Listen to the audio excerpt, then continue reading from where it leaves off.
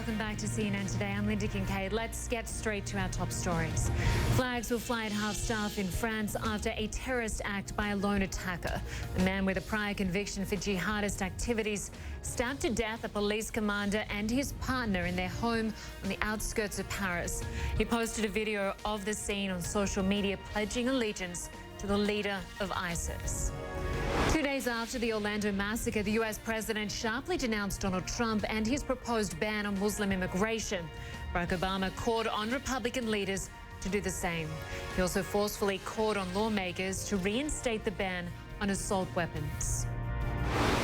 Police say the Orlando government searched for radical propaganda online, including ISIS beheading videos. Investigators are looking at Omar Mateem's phone and computer to get more information about his actions and motives. Officials are also questioning his wife to see what she may have known. We're hearing new stories of courage and strength from survivors and from doctors who have been working non-stop to save lives. Have a listen to what one of those survivors had to say about that night and how he pretended to be dead while being shot several times by the gunman. Out of nowhere, we just hear a big shotgun. We stop what we're doing, and then it just keeps going. That happened, and we just grabbed each other. We started running, and unfortunately, I was shot about 3 times in my leg, so I had fallen down.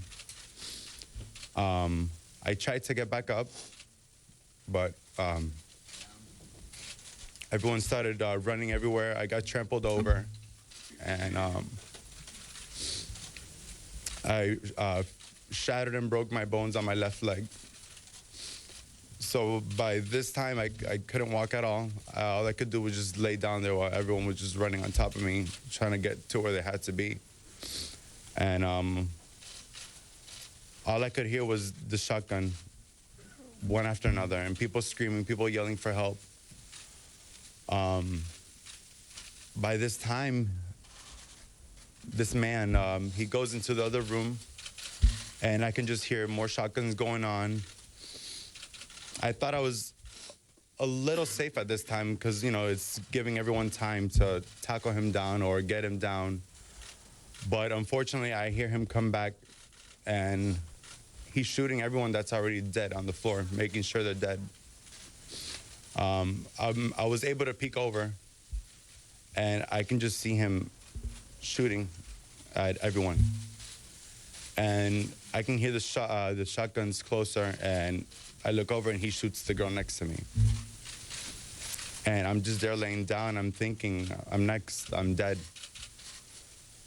So I don't know how, but by the glory of God, he shoots towards my head, but it hits my hand. And then he shoots me again, and it hits the side of my hip. I had no reaction. I was just prepared to just stay there, laying down, so he won't know that I'm alive. We quickly got about 5 patients, and that was a lot for us, and we thought maybe that was going to be it. And then they started lining up in the hallway.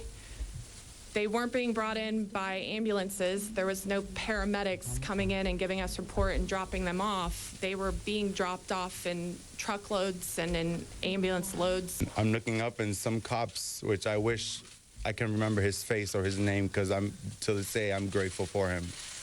He looks at me, he makes sure that I'm alive, and he grabs my hand, and he's like, "This is the only way that I can take you out." I'm like, "Please carry me, because I'm in pain right now." Upon entering the trauma bay, as Dr. Smith described, it was somewhat of what you would think of a war scene. The trauma bay was very full. We had patients in every corner. The difficulty in this case was that there was really no advance notice at all because of the proximity. Now, that was great for the patients, them being close, but it made it very difficult for the medical staff and the nursing staff to take care of these patients because they essentially were showing up without any notification at all, and we really didn't know what their injuries were until they were brought into the trauma bay. The way that you guys have taken care of us in this hospital is amazing. If it wasn't for you guys, I definitely would not be here. Every morning, in the middle of the night, the afternoon, you guys are always there, and I really appreciate that. And I would love you guys forever for doing that for me. As Angel said there, among the heroes are the doctors caring for victims. One Dr. Joshua Corser posted a photo on Facebook and wrote, "These are my work shoes from Saturday night. On these shoes, soaked between its fibers, is the blood of 54 innocent human beings. They came to us in a wave upon wave of suffering, screaming, and death. And somehow in that chaos, doctors, nurses, technicians, police, paramedics, and others performed superhuman feats of compassion and care. This blood which poured out of those patients and soaked through my scrubs and shoes will stain me forever." On June 12, after the worst of humanity reared its evil head, I saw the best of humanity come fighting right back.